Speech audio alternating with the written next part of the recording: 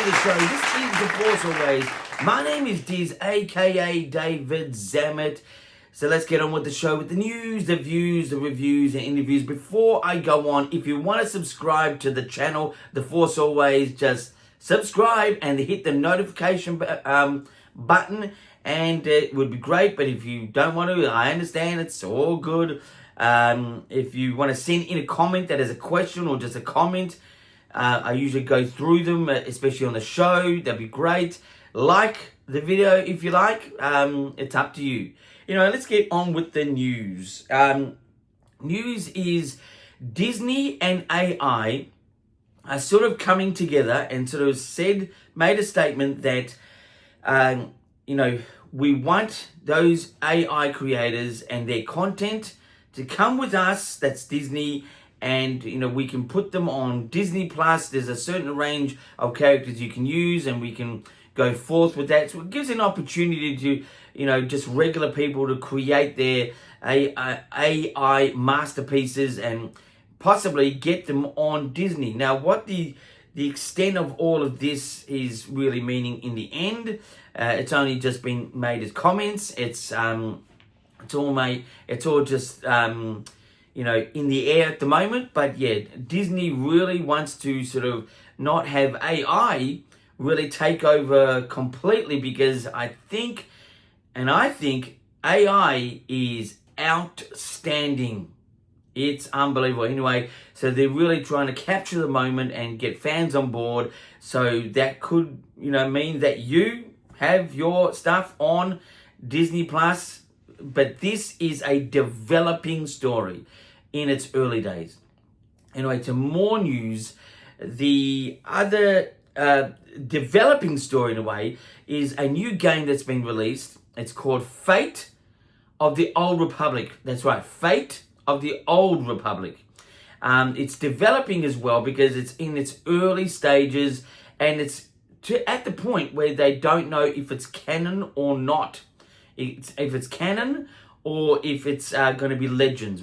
There's no official word on that yet. So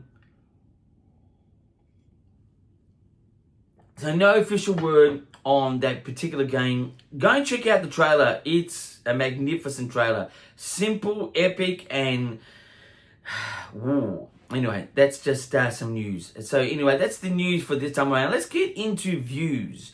Views is my story idea where I give it just something that I like as a story idea from myself, that is sort of connected to not connected, whatever. It's just an idea. But I do accept the Star Wars story in its timeline for what it is.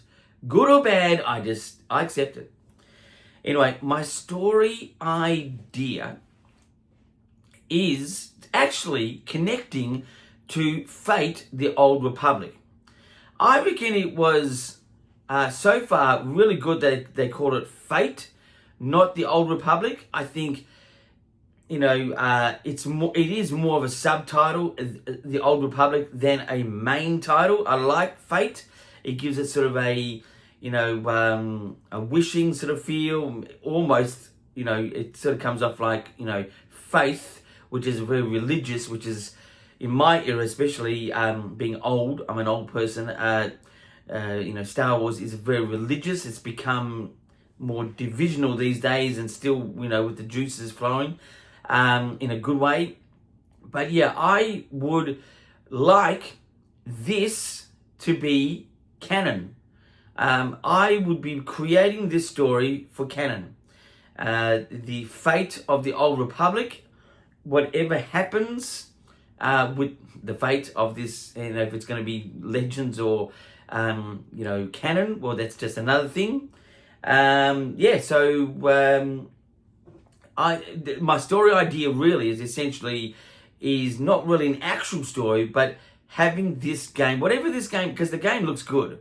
It looks just, very familiar, but also original. And that there is a real sell point to me. There was nothing in it that said, oh, look at that, I recognize that character. Oh, look, I recognize that planet. But even if it did, it's still good. It's a part of the Star Wars universe. I would, as a story idea, make that canon, the official Star Wars storyline.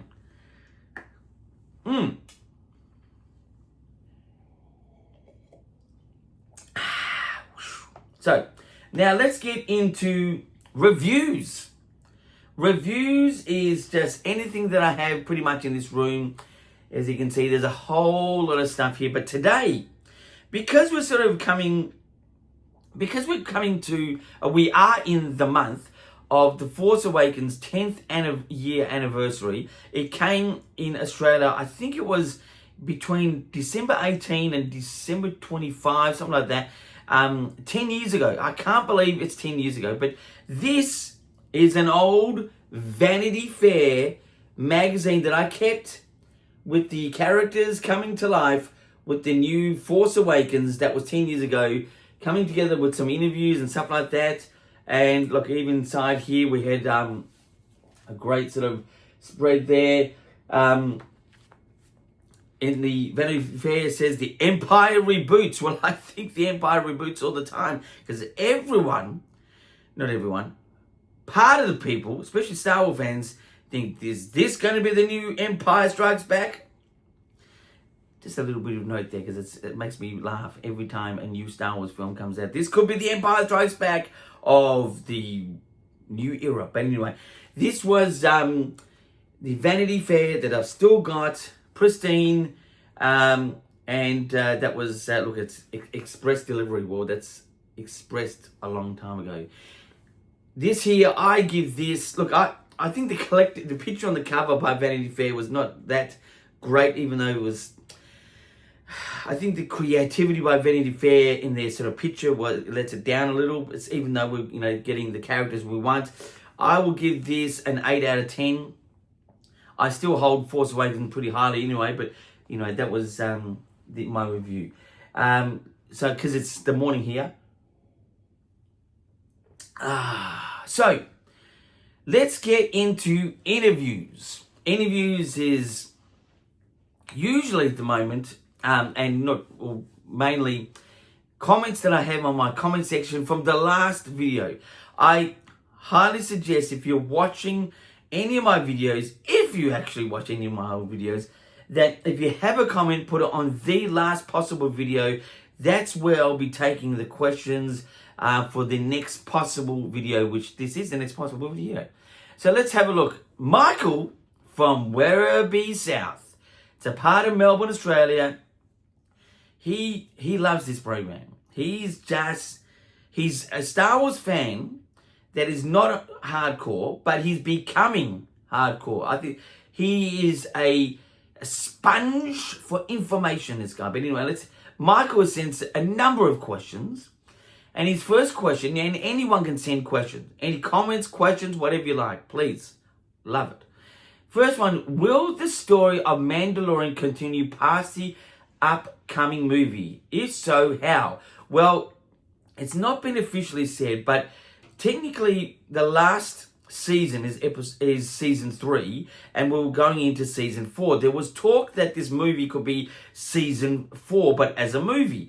But no, Jon Favreau, the main guy behind all of this, and Dave Filoni, has said there's a season 4 scripts on his desk. That's what he's saying. If it's literally on his desk, I don't know.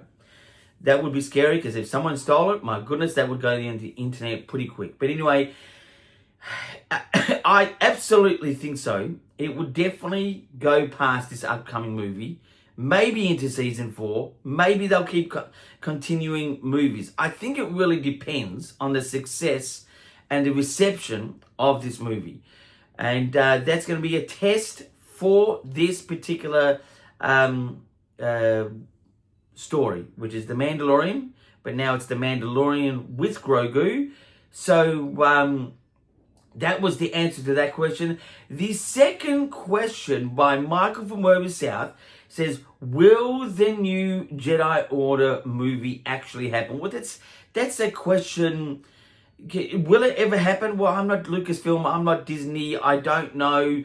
I think personally, to get into that sort of storytelling, new Jedi Order, you need to sort of have the a basic layout of a story start again that has a human quality to it with the Star Wars lore, and then that could just evolve to other movies. But it just, I think, look, I don't know if it's actually going to happen. I mean, it's I've not heard much about this Jedi Order thing. I've heard stacks lately about the hunt for Ben Solo, stacks about this Rey movie that's always, questionable to if it's ever going to happen. But yeah, so I don't know. The next question by Michael from Werribee South: when will we see Boba Fett again? Well, that's a good question. I wouldn't be surprised if we see him in The Mandalorian. I'm not, ranking that a very high possible, but I think possibly we could see him in the Mandalorian and Grogu film, possibly. But other than that, I don't know.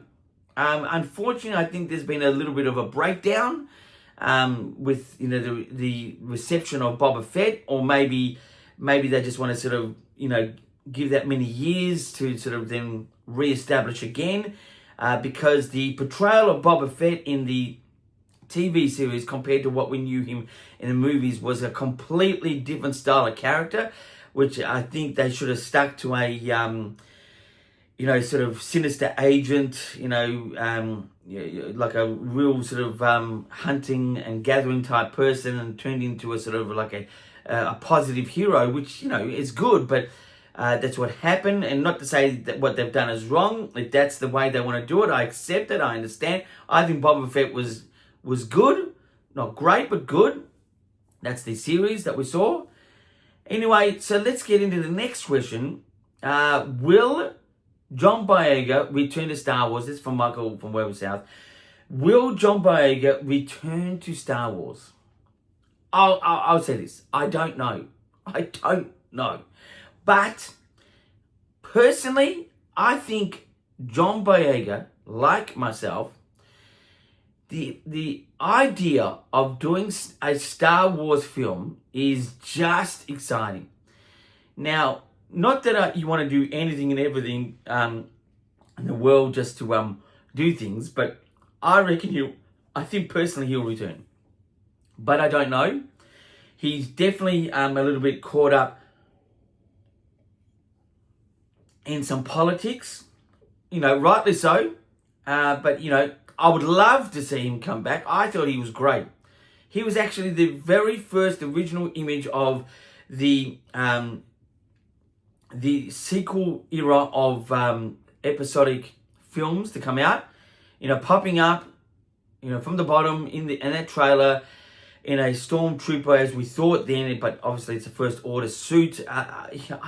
He's just great. I love John Boyega, and I mean for the character of the person. He's just great. I think he's got a great ability to do things. Anyway, that's pretty much the answer. I don't know. But anyway, let's get into the next question. Michael from Werribee South. Is Hasbro or another company going to finally release a figure of Chew Tubes, and would you buy it? Chew Tubes is pretty much a character, it was a side character to Saw Gerrera in Rogue One. Very good looking, alien creature. Even Saw Gerrera's crew and where they stayed, I loved that sort of look. It was like so creatively dark, and it was also very organic. It was just creative without being over the top, without being men in black sort of feel, because it's just the wrong feel for Star Wars. I don't know if they're going to release Chew Tubes as a character. That to be honest would be a decision to be made. It's probably sold at something like a hardcore Star Wars event, like a Star Wars Celebration. They could do that, but I don't know. And would I buy? I would buy it. That's if I think it's, the actual packaging is good. If it's in a price sort of, budget that I think is good. I mean, I definitely buy it. It's definitely a character that you could resell for more money later on the field. But I've got all this stuff here, and I've never sold any of my stuff. Now it looks like a bit of a mess here, but it's actually all kept in a really nice way, and it's just all meant to be like a disorganized, art piece in this background shot. But I've got so many things, like as I showed you, the Vanity Fair magazine. It's pristine. Look, that is a pristine copy of Vanity Fair that I showed you in reviews. So I keep everything beautiful, as beautiful as I can. And so look, they may release it, and I would buy it. Would be a character I would like to buy. The final question. Now, this is pretty an old sort of style of question, but by Michael from Wherever South. This is the last question. Is will Kathleen Kennedy still be the head of Lucasfilm 1 year from now? I'll say my prediction is yes. I think she's going to be there all the way to either just before LA's Star Wars Celebration or all the way to Starfighter. It's one of the. I think she'll always be involved. She's got the type of work ethic that is just, doing something than nothing, which I completely understand. That's what I do in my general life. I'd rather do something than nothing. So I just think, she'll still be here in a year's time. Won't be surprised if she's not, but I think she will be. I've got a small feeling that she's going to stick around to the 50th anniversary Star Wars Celebration. What reception she'll get there is going to be wholly different to the Star Wars Japan Celebration, because, LA, it's going to be 50 years of Star Wars. LA is a bigger demographic of Star Wars fans, and probably a bit more opinionated, where I found the Japanese to be a bit more laid back, respectful, quiet, clean, all that. It's good, but it's gonna be a different ball game when we go to LA and see Star Wars Celebration. For example, if you're gonna line up like I did in Japan, where I had no one in the line, I stayed there by myself all night, pretty much to about 5 or whatever. It's going to be a different type of line in LA. I think there'll be, at that point, maybe thousands in a line for a panel or for whatever they're going to have at Star Wars Celebration. Anyway, so that's the show for this time around. Until next time, my friends, keep rocking.